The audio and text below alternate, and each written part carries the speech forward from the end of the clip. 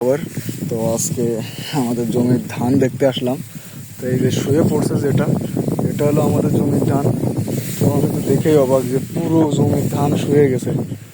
দেখো কি অবস্থা, এই ধান কেমনে কাটতে হবে। হ্যাঁ, আশপাশে এটা আমার চাচার জমি, হালকা একটু শুয়ে গেছে।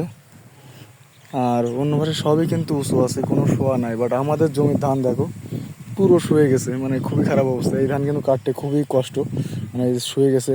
সবগুলা একটা সাইজ করে লেবেল করে তারপরে কাটতে হয়। নানাদের জমিতে মা যেটুকু পাইছে সেটাতেও করতে গেছে, তো সেটা তো আমাদের জমির ধানগুলাই শুয়ে গেছে। এটার মেন কারণ হলো আব্বা জমিতে সার দিয়ে মানে জমির ধান বেশি লম্বা করতে যায়, ধান পাতা আর কি।